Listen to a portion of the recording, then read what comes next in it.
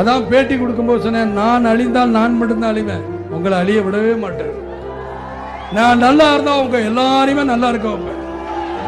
நான் சினிமாலேயே இருந்திருக்கலாம், வேண்டாம் வேண்டாம், புதுநலத்துக்கு வந்தா நான் சும்மா இருக்க முடியுமா? இன்னைக்கு காலையில இருந்து என்னையா காசு காசு காசு பணம் படப்புவாங்கயா, நீங்களும் உங்க காசு எடுத்துக்க, என்ன ஏக்கர் நீ எடுத்துக்கியா, மக்கள் கொடுத்தது எடுத்துட்டு போய் எனக்கு தேவையில்லை.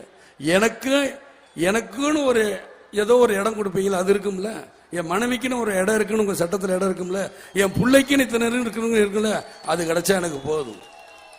இந்த எவ்வளவு பேர் இருக்க, இந்த 4 பேர் வந்தா ஒரு நேரம் சோறு போட மாட்டீங்க.